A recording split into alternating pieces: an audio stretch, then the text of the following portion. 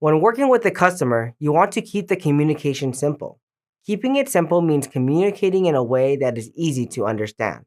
By the end of this video, you will be able to apply two key strategies to keep it simple when talking to customers. Use clear language and stay on topic. There are two tips for keeping it simple when helping customers. The first is using clear language. This means avoiding abbreviations, acronyms, and technical words.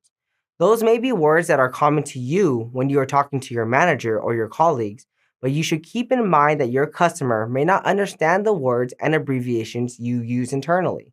Next, stay on topic. Keep the information specific to what the customer is asking.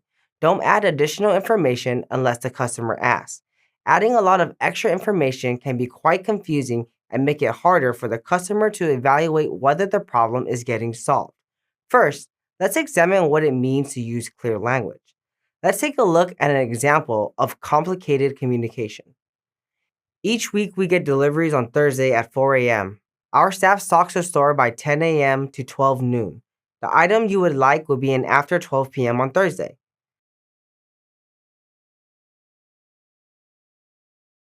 While some of the abbreviations and technical words you use at work may be clear to you, they may not be clear for your customer.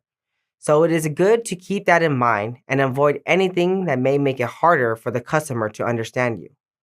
In this example, you may use ETA internally as shorthand for estimated time of arrival, but it may not be an acronym that the customer is used to, so they wouldn't understand what you mean. Same for OTC, instead of over the counter. So, in this case, it is much clearer to just say, we have a scheduled delivery coming in on Thursday. Product should be replenished by noon. Now, let's look at the second part of keeping it simple, staying on topic. Let's again look at a complicated example first. A customer calls in to find out the status of an order they place. In the complicated response, you say, your order has been shipped and it's on its way to you. It shows a delivery date of September 22nd. With the bad weather hitting the East Coast, it could be delayed. It has been really hard to ship things lately with all the storms.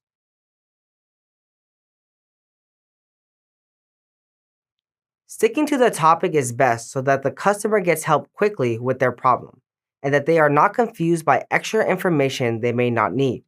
In our example, introducing information about possible delays and the recent storms doesn't help the customer and may make them worried about events that may not occur. A simple response might be something like, your order has been shipped and is on its way. It shows a possible delivery date of September 22nd. Keeping it simple when speaking with customers is an important part of customer service. Let's look at one more scenario. Imagine a customer comes into the store and asks, where can I find apples?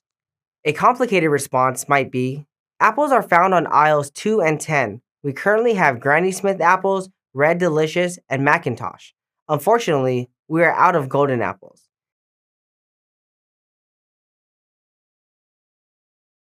The answer on the left is complicated because it doesn't stick to the topic of where the apples are located.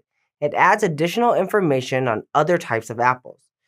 On the right, the answer is simple because it only answers the questions of where the apples are found in the store. A simple response might be, apples can be found on aisle 2. Is there anything else I can help you with? Straightforward, simple communication works best in customer service. Using clear language and staying on topic works best. Keep this in mind as you interact with customers.